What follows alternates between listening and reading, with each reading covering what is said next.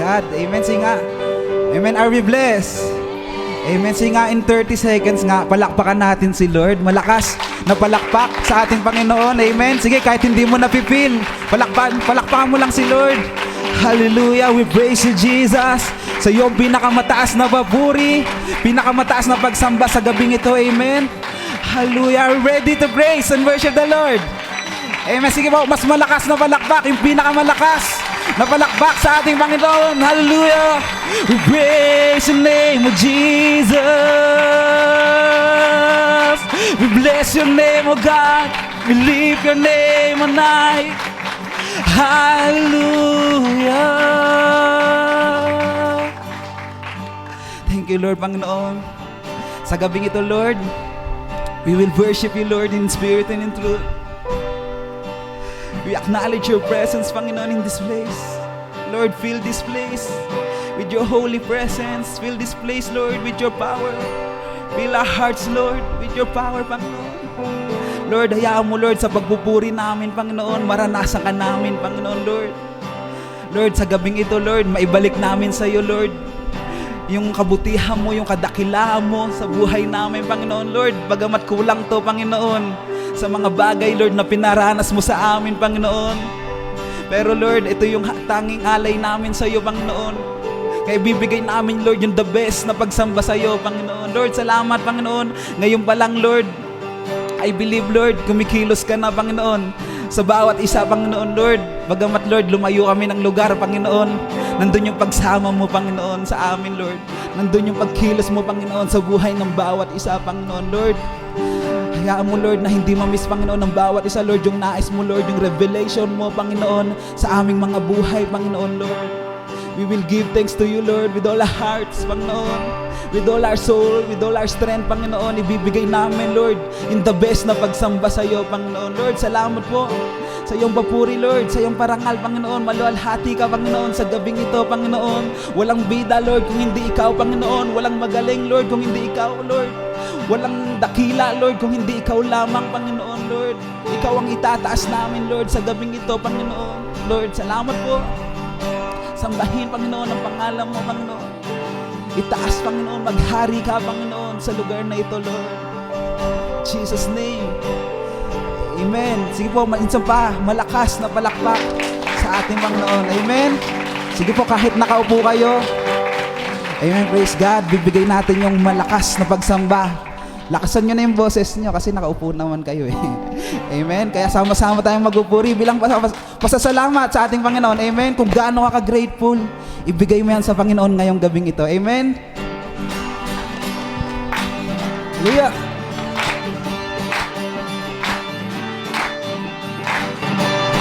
Thank you, Jesus. Let's sing. You are here. As we lift you up, you are riding on our prayer. Be enthroned over everything. You are seated in our prayer. This is prophetic. This is prophetic. I can feel it in the air. We lift our praise and you change the atmosphere. With hearts open now, everybody singing out. Oh, sing to you. Turn it out. This sound of praise, make it louder than any other. Lift him up and shout his name over all. Sing as we praise, as we praise.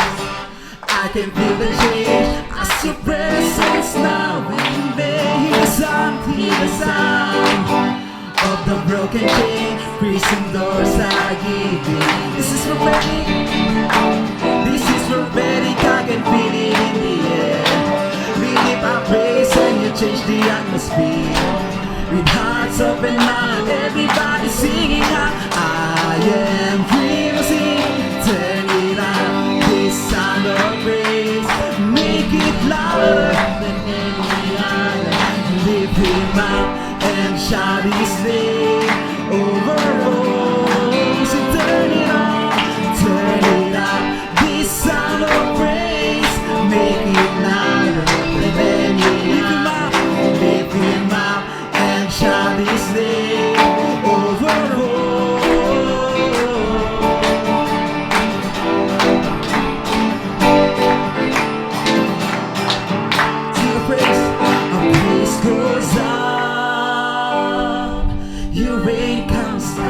Paksa natin para sa Panginoon our praise.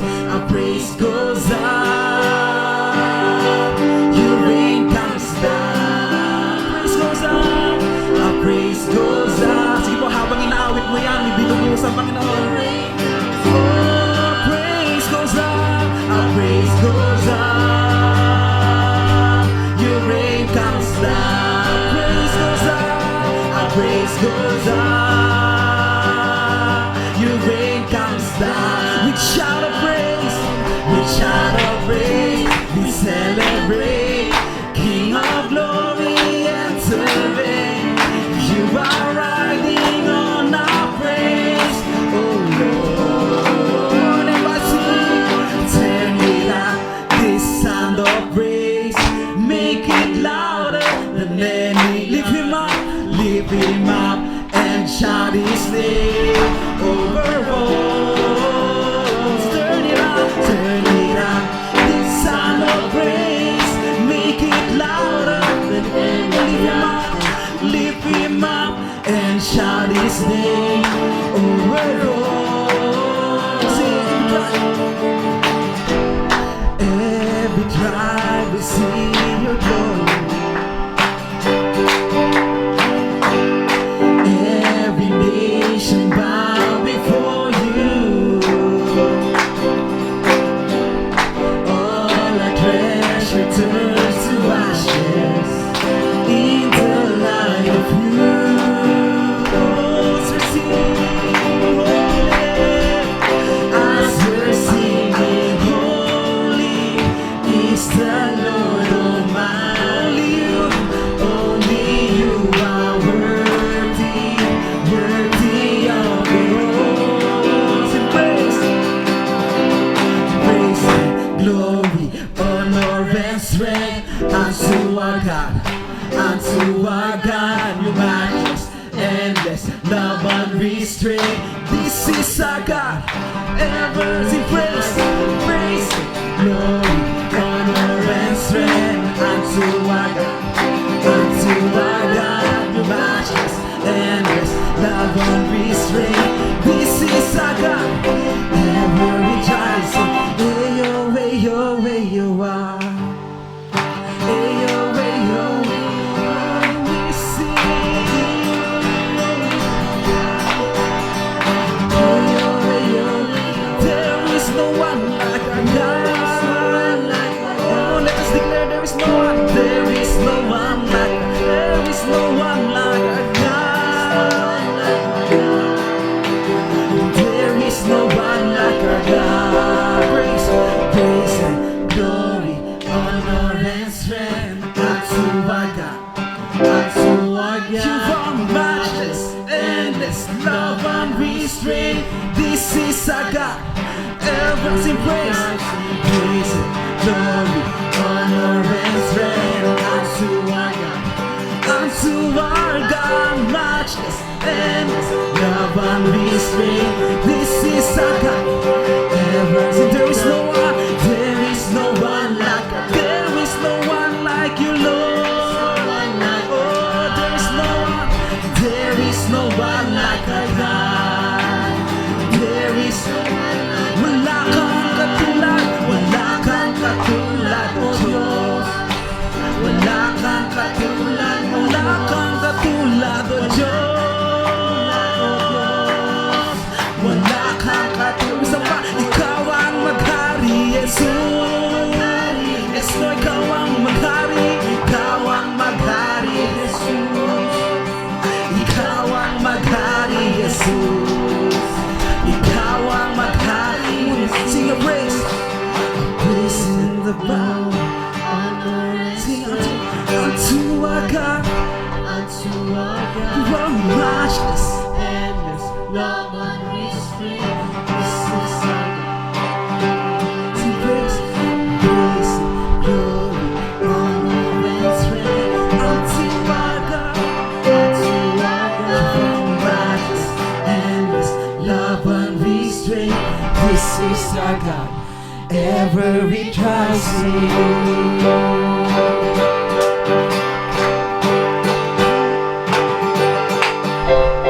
Praise in the valley, praise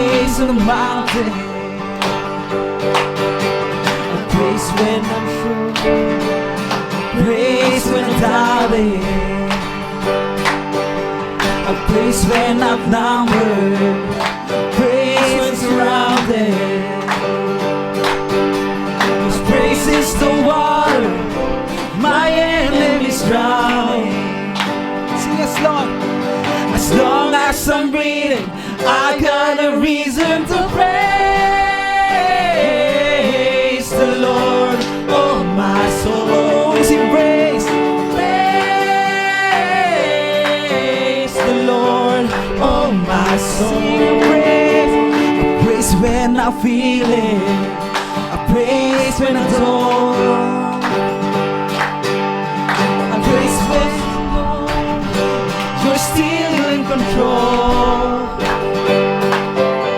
This praise is the weapon, it's more than sound. My praise is the shout that brings Jericho down. As long as I'm breathing, I got a reason to praise the Lord. Praise the Lord. Sing praise, praise the Lord. Oh my soul. I won't be quiet, I won't be quiet. My God is alive. How could I keep it? See, I won't be quiet, I won't be quiet. My God is alive. How could I keep it? See, I won't be quiet. My God is alive. How could I keep it inside? Sing praise, praise the Lord, oh my soul. Yeah. Sing praise, it's praise 'cause praise 'cause you reign, I praise 'cause you rose and defeated the grave. I praise 'cause you're faithful, I praise 'cause you're true. I praise 'cause there's nobody greater than you. I praise 'cause you're sovereign, I praise 'cause you reign. I praise 'cause you rose and defeated the grave. I praise 'cause you're faithful, I praise 'cause you're true. I praise 'cause there's nobody greater than you. Praise the Lord, oh my soul. Praise the Lord, oh my soul. I won't be quiet, I won't be quiet. My God is alive. How could I keep it? See, I won't be quiet, I won't be quiet. My God is alive. How could I keep it? See, I won't be quiet, I won't be quiet. My God is alive. How could I keep it inside? Sing praise the Lord, oh my soul. Hallelujah. Purihin ka, Panginoon. Sige po, malakas na palakpak sa ating Panginoon. Thank you, Jesus. We praise your name, oh God. We will praise you, Lord. Thank you, Lord. We bless your name. Amen. Thank you, Jesus. Amen. Are we blessed? Amen. Praise God. Sige po. Salamat po sa Panginoon for this privilege na magkaroon po tayo ng pag-aaral ng Words of God, for this opportunity to give thanks and to worship God in spirit and in truth. So ngayon po ay let us open our Bible in the book of John chapter 15 verse 5. So sabi po ng Bible, I am the vine, ye are the branches. He that abideth in me and I in him, the same bringeth forth much fruit, for without me ye can do nothing. So tonight ay pag-usapan po natin ang our theme or our message about stay connected. So dito sa ating pong binasa, maunawaan po natin, sabi ng Bible, He is the vine and we are the branches. As branches, tayo po ay nothing if we are not connected with the Lord. Opo, so kaya if we want our life to be productive, to bring much fruit, ang pinaka-the best po is to stay connected with the Lord. But the question tonight is, are we really connected with the Lord? So yun po yung ating pong pag-usapan, and before we proceed, ay tayo po muna ay humingi ng tulong sa Panginoon sa pamagitan ng ating pong prayer. Let us close our eyes and bow our heads and let us pray. Dakilang Diyos na makapangyarihan sa lahat, muli Panginoon, kami po ay lumalapit sa inyo, Panginoon, humingi po ng tawad sa lahat ng ay mga pagkukulang, pagkakasala. And once again, O Lord, thank you for this privilege you give to us to worship you in spirit and in truth. And Lord, give us an open ears and humble hearts to receive your words, Panginoon. Alisin niyo po, Panginoon, ang lahat ng worry, lahat ng bagay na maaari maging hadlang to receive your words, Panginoon. Tanging mga salita nyo lamang po ang mapakinggan ng bawat isa. Kausapin niyo po kami, Panginoon, through your words, Panginoon. And I am begging on you, O Lord, just use me tonight as your mouthpiece, as an instrument of your words. Kayo lamang po ang makita ng bawat isa. Kayo lang po ang marinig ng bawat isa. I am not worthy to share your words. I'm just a sinner saved by grace, Panginoon. At itago niya lamang po ako sa inyo pong likuran, Panginoon. At muli, whatever we will accomplish tonight, we will surely bring back all the glory and honor to thy name, O Lord. And muli, Panginoon, buksan niyo po ang puso ng bawat isa, Panginoon, at patawad po muli sa mga pagkukulang, pagkakasala. In Jesus' name we pray. Amen. So once again po, our message for tonight is stay connected. So before we proceed, pwede nyo pong tanungin yung inyo pong sarili at the back of your mind. Let us reflect, are we really connected with the Lord? Or sa anong bagay tayo connected right now? So mahalaga po, sabi po ng ating pong binasa, mahalaga po na we are connected with the Lord. Kasi kung di tayo connected with the Lord, we are nothing. Sabi po ng Bible. So meron lang po tayong 3 points that we will talk tonight. Number 1, para po tayo maging stay connected, basahin po natin ang Romans chapter 5, verses 9 to 11. Ang sabi po ng Biblia, much more than being now justified by His blood, we shall be saved from wrath through Him. For it when we were enemies, we were reconciled to God by the death of His Son. Much more being reconciled, we shall be saved by His life. Verse 11, and not only so, but we also joy in God through our Lord Jesus Christ, by whom we have now received the atonement. Every one of us will accept that we are all sinner. Amen po. Sino po dito makakapagsabi na hindi pa po siya nakagawa ng bagay na mali or labag sa utos po ng Panginoon? So sabi po ng Bible, we are all sinners. Because we are all sinners, we are all enemies of God. Sabi po ng Biblia sa Romans chapter 3 verse 10, there is none righteous, no not one. Walang matuwid, wala kahit isa. Bagamat maaring sabihin natin that meron tayong mga nagagawang mabuti, praise God. Meron tayong mga righteous deeds na nagagawa, salamat sa Panginoon, biyaya po yun ng Panginoon. But we cannot deny that once in our life ay nakagawa tayo ng kamalian against the Lord. Sabi nga ng Panginoon, kapag inisip pa lang natin na hindi tayo nagkasala, ay nagkasala na tayo. And we believe na ang bawat isa po ay nagkasala against the Lord. And sabi po ng Biblia sa Romans chapter 3 verse 23, for all have sinned. So lahat po tayo ay nagkasala. And because of our sin, sabi ng Biblia, we come short in the glory of God. So ang naghihiwalay po sa atin sa Panginoon is our sins. O kaya tayo before, we are disconnected with the Lord because ang nag-reason ng ating disconnections with the Lord is our sin. Ayun yung nagpapahiwalay sa atin po from the glory of God. Basahin din po natin ang 1 Timothy chapter 2, verse 5 to 6. For there is one God and one mediator between God and men, the man Christ Jesus, who gave Himself a ransom for all to be testified in due Him. So maliwanag po ang sabi po ng Bible na meron lang pong iisang mediator. Sabi ng mediator, yung namagitan sa atin from God and men. Sino daw po yung namagitan po sa atin? There is one God and one mediator between God and men, the man Christ Jesus. So ano pong ginawa ni Jesus Christ na naging daan to connect us with the Lord? Sabi diyan, who gave Himself a ransom for all.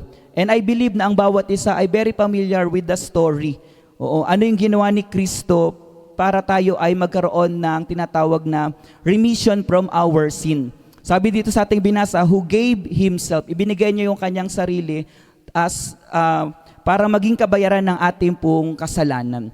Diba, last 2 weeks ago, if I'm not mistaken, the world is commemorating yung tinatawag na Holy Week. Ito po ay patungkol sa pagkapako ni Kristo. Oo, and we commemorate o inalala natin how the Lord Jesus Christ was crucified on the cross, died, buried, and after 3 days was rose again. So dahil po sa ginawa ni Kristo, siya po ay pinako sa krus, yung kanyang dugo ay dumaloy, tayo po ay nagkaroon ng kapatawaran ng ating pong kasalanan. Sabi po ng Biblia, without the blood of Jesus Christ, there is no remissions of sin. May iba may nagtatanong, bakit kailangan ang dugo pa ni Kristo ang dumanak or dumaloy para sa kapatawaran ng ating kasalanan? Before po kasi, during the Old Testament, para mapatawad ang isang tao sa kasalanan, meron tinatawag na sin offering. Ang ina-offer po nila is yung blood of lamb or calves or goats during the Old Testament. Pero in the New Testament, meron na lang pong isang dugo ang nagpatawad ng ating kasalanan. That is no other than the blood of Jesus Christ. Kaya nga po, mahalaga po na isang tao ay we must be shed by the blood of Jesus Christ. Paano po tayo magiging shed by the blood of Jesus Christ? Sabi po ng Biblia sa Book of John chapter 3 verse 16, maybe some of you are familiar, sabi po ng Bible, for God so loved the world. O di ba? Alam po ng Panginoon, alam po natin na tayo po ay minahal ng Diyos. Pero ang pag-ibig ng Diyos ay hindi niya lang po sinabi na mahal niya tayo. So ang pag-ibig ng Diyos ay meron siyang ginawa upang iparamdam yung pag-ibig niya. Ano yung ginawa niya? He gave His only begotten Son. At yung only begotten Son niya is no other than Jesus Christ. At anong nangyari po kay Jesus Christ? He died on the cross. At anong sabi po ng Biblia? And whosoever believeth in Him should not perish, but have everlasting life. Isa lang po yung kondisyon para magkaroon tayo ng eternal redemptions from our sin at maging connected tayo sa Panginoon, ayun ay ang word na believe.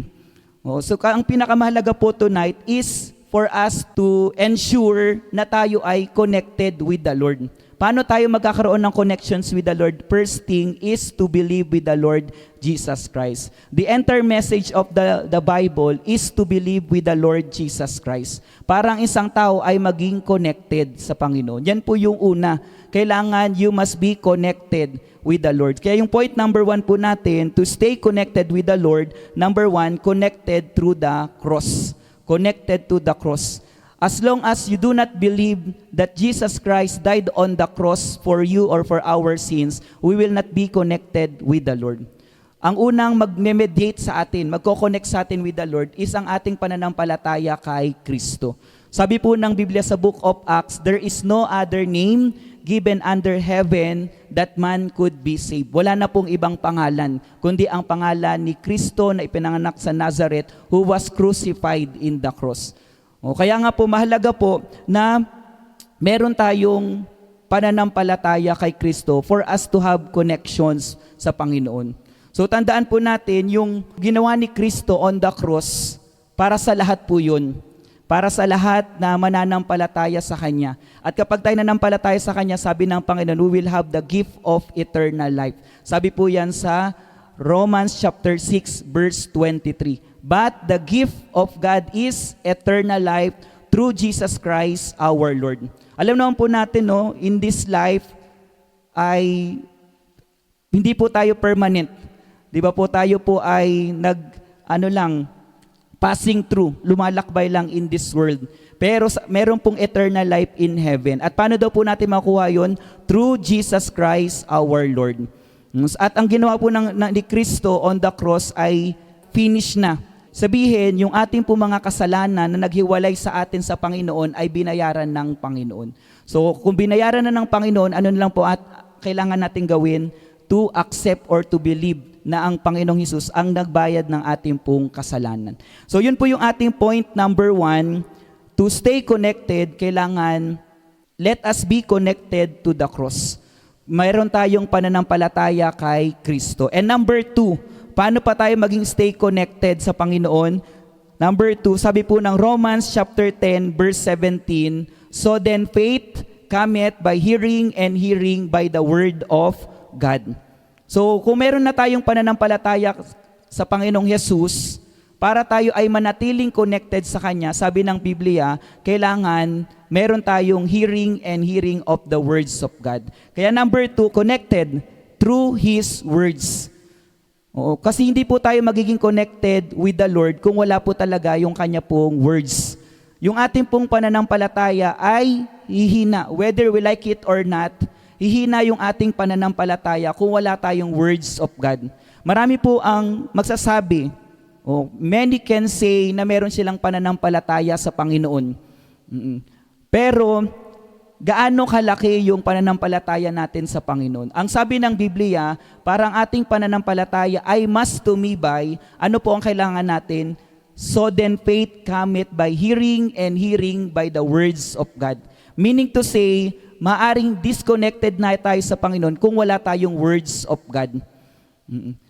Kasi ano po tayo, meron tayong relationship sa Panginoon. Ano yung relationship natin sa Panginoon? If you believe on the Lord Jesus Christ, we became sons and daughters of God. That is written in John chapter 1 verse 12. Sabi diyan ng Biblia, but as many as receive Him, to them gave He power to become the sons of God, even to them that believe on His name. Tayo po ay naging mga anak ng Diyos. Paano po tayo naging anak ng Diyos? Nung tayo ay nanampalataya sa Kanya. Ngayon, bilang anak ng Diyos, kailangan manatili yung ating connection sa Kanya. Paano ating mapanatili yung connections natin sa Kanya? Dapat meron tayong communications with the Lord. At ang communications natin with the Lord ay sa pamagitan ng Kanya pong mga salita. Without the words of God, we are prone na manghina yung ating pananampalataya. Alam ko po, pwede nyo pong ma-reflect na kapag wala tayong napapakinggan na words of God o nababasang words of God, nang hina tayo spiritually. Kaya nga dumadating sa point ng ating pong buhay na malayo tayo sa Panginoon, mahina tayo sa ating pananampalataya kasi wala na tayong pakikinig ng words of God. And next, sabi po ng Biblia sa Psalms chapter 119 verse 11, sabi po ng Bible, Thy word that I hid in my heart that I might not sin against thee. Oo. Kasi tandaan po natin, isang bagay lang ang nagpapalayo sa Diyos at ang tao. Ano po ang bagay na yon? Kasalanan. Isang bagay lang ang nagpapahina ng ating pananampalataya, sin. Ngayon, paano tayo makakaiwas sa kasalanan? Sabi ng Biblia, Thy word that I hid in my heart. Kailangan meron tayong words na napapakinggan, words ng Panginoon na nababasa. Kasi kapag walang words of God, tayo ay prone to sins. So yun po ang sabi ng Bible. At ang sabi rin po ng Biblia sa Psalms chapter 119 verse 105. Thy word is a lamp unto my feet and a light unto my path. So para yung buhay natin, guided ng Panginoon, alam natin yung paths natin, yung kalooban ng Panginoon, ano po ang kailangan natin? Word of God. Minsan we are always asking, ano ba talaga yung will ng Panginoon sa buhay ko, sa will ng Panginoon sa buhay natin. Ang sagot lang naman po talaga dyan para malaman natin yung pinakakalooban ng Diyos sa ating buhay is the Word. Without the words of God, hindi talaga natin maunawaan ano ba yung pinaka-ultimate purpose ng isang tao. Oo. So kaya mahalaga po na meron tayong words of God. Without the words of God, we are like traveling in this world na walang ilaw. At alam naman po natin, kapag tayo ay nagta-travel without light, we are very prone sa mga danger. Pag naglakad ka na walang ilaw, pwedeng madapa ka, mahulog ka sa bangin. Ganun po ang buhay natin. Maari tayong mapahamak without the words of God. Kaya nga po mahalaga, if we want to be connected with the Lord, maging connected tayo sa words ng Panginoon. Kumbaga, let us not harden our hearts to receive His words. Let us not close our ears, our hearts to receive His words. Kasi ang words of God, ito yung kanyang way to talk with us para kausapin niya tayo. Kasi ang Panginoon naman, di naman bigla na lang mula sa langit magsasalita, kausapin kayo. Hindi naman siya magpapadaan ng anghel, hindi naman na siya magpapadala ng mga dove para kausapin ka. Diba? Paano tayo kakausapin ng Panginoon? Through the words of God. Kaya nga po, isang bagay ang hindi dapat mawala sa isang tao, ang salita po ng Panginoon. Kapag ang words of God ay nawala sa salita ng Diyos, yun, mapapahamak at magdi-disconnected na tayo with the Lord. Our life will be empty. Sabi ng Biblia sa book of John, My sheep hear my voice. Kung totoo tayong tupa ng Panginoon, we hear God's word. But if we do not hear God's word, questionable yung ating pagiging sheep of God. Okay? Kasi many can say, sabi ng Bible, lahat ay nagsasabi ng Lord, Lord, but I do not know them. Sabihin, maaring lahat ay nagsasabi ng Lord, Lord, tumatawag sa Panginoon, pero hindi pala talaga kilala ng Panginoon. Kaya nga po mahalaga na let us continue hearing His word. And sabi din po ng Biblia, if you love me, keep my commandments. Yung word na if, two-letter word. Pero very meaningful. Tinatanong tayo ng if you love me, keep my commandments. Kung totoong mong mahal ang Panginoon, dapat sinusunod natin yung utos ng Panginoon. And hindi natin masusunod yung utos ng Panginoon kung hindi natin alam. Paano natin malalaman? Through His words. And through the Bible, ito yung ating communication sa Panginoon. Di ba parang sa isang relationship, kahit yan ay best friend mo, kasi any kind of relationship, pag sa isang relationship, wala nang communications, wala na kayong words na naririnig from each other, nag-uusap kayo, questionable na yung relationship. Ibig sabihin, you are now disconnected. Wala na kayong relationship. Bakit? Wala na kayong narinig sa isa't isa. So ngayon, ganun din po tayo sa Panginoon. Kapag wala na tayong words na narinig sa Panginoon, maybe questionable na rin yung ating connections with them. Kaya nga po, mahalaga na let us maintain our communications with the Lord. Ano yung communications natin with the Lord? We can talk to Him through our prayers. And ano naman yung means ng Panginoon to talk with us? No other than through the Bible. So next na po, number 3. Number 3, paano pa tayo maging stay connected? Stay connected through our obedience. Ang obedience, basic pakinggan, pero napakahirap gawin. Maybe we can hear God's word, we can read God's word, we can read the entire Bible. Without obedience, those are meaningless. Walang kabuluhan. Sabi ng Biblia sa book of James chapter 1 verse 22, not just hearers of the words, but doers also. Hindi pwedeng napapakinggan natin yung words ng Panginoon, nababasa natin ang words of the Lord, pero hindi natin ina-apply sa ating pong buhay. Those are meaningless. Ang nais ng Panginoon, mapapatunayan natin na tayo ay connected with the Lord, magiging fruitful yung ating pong buhay kung merong obedience. Anong klase pong obedience ang hinahanap ng Panginoon? Basahin po natin ang Ezekiel chapter 33. Ezekiel chapter 33 verse 31 and 32. Ang sabi po ng Bible sa verse 31, and they come unto thee as the people cometh, and they sit before thee as thy people, and they hear thy words, but they will not do them. So nakita po natin, yung people of God during this time, lumalapit din sila sa Panginoon. They commit unto God. They sit down before God. Di ba po sabi nyo, they sit and they hear His words. Nakikinig din sila ng Kanya pong salita.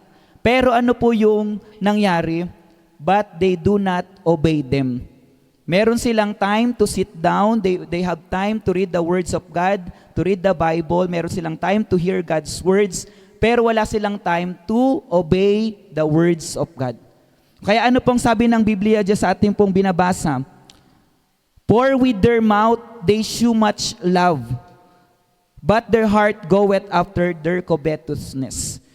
Ibig sabihin, yung kanilang labi, yung kanilang pananalita, punong-puno ng pag-ibig sa Diyos. Sabihin, maybe we praise the Lord through our mouth, through our lips. Tinatawag din natin ang Panginoon ng Panginoon. At nagsasabi rin tayo na, to God be all the glory. Pero ang sabi ng Panginoon, their heart is far away from me. Malayo pala talaga yung ating pong puso. We need to assess ourselves. Yung pag-ibig ko ba sa Panginoon ay nasa bibig ko lang?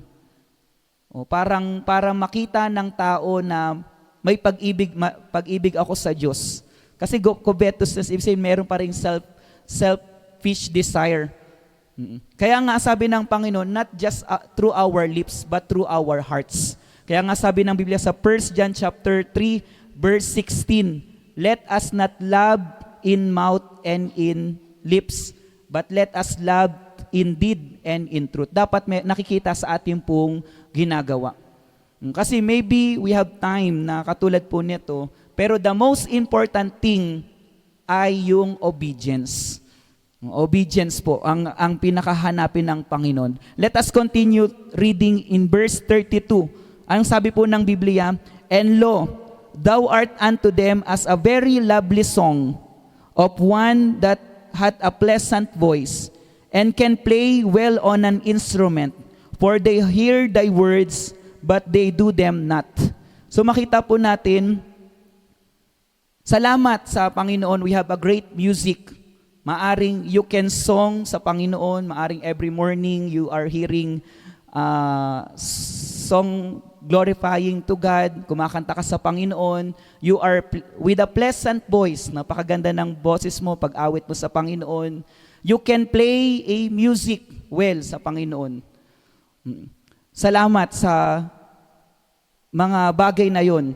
Meron kang time to sing for the Lord, you have time to play music for the Lord, you are doing something for the Lord. Pero ano po hinahanap ng Panginoon? Sabi po ng Bible, but they do them not. But without the obedience with the words of God, lahat po ng ating pong ginagawa ay baliwala.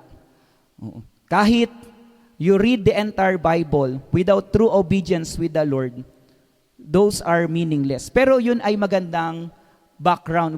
It will help us to build our faith with the Lord. But we are encouraged by the words of God na anuman yung ating pong napakinggan, nabasa, always do it out of our love for the Lord. Bakit ka aawit sa Panginoon? Because you love the Lord. Bakit ka nandito sa gabing ito? You are sitting down hearing words of God because you love the Lord. Bakit you will play music? Because you love the Lord. Kasi sabi ng Panginoon, kumbaga, the love of God will constrain us to do things that will please God. Kasi without the love of God, meaningless.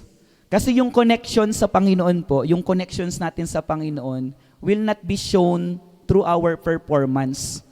Hindi lang siya basta through our performance. Maaring makita ng tao na our great performance, pero ang pinaka-the best pa rin po is makita ng Panginoon yung ating pong puso. But we cannot judge our hearts, pero the Lord knows our hearts. Sabi ng Bible, siya lang yung nakakaalam ng ating pong puso.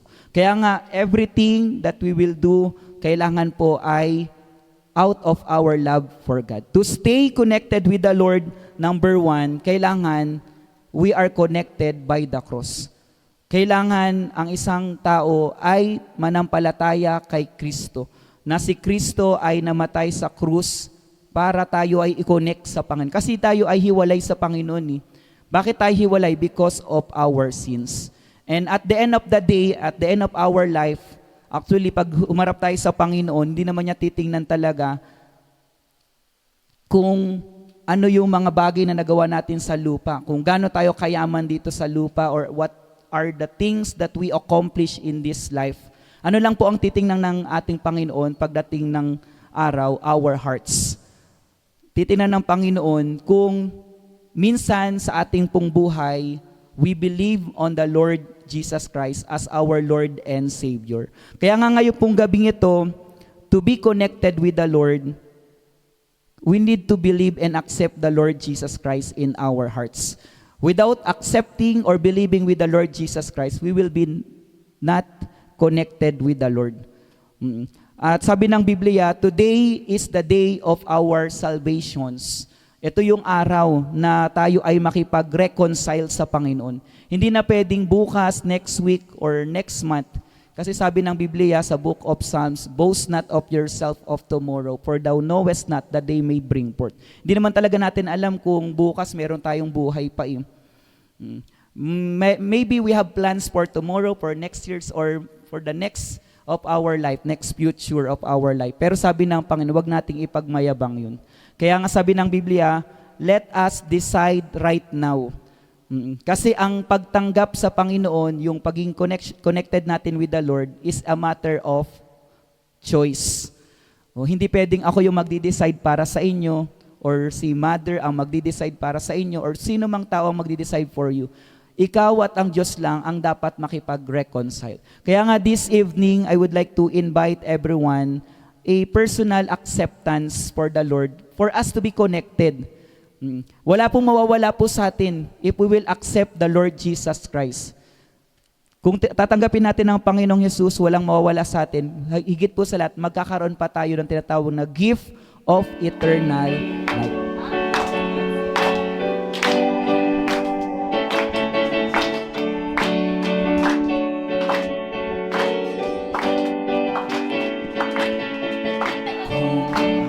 Masdan ang kalawakan, di ko unawaan ay iyong dahilan kung bakit ako'y pinili mo't inalagaan.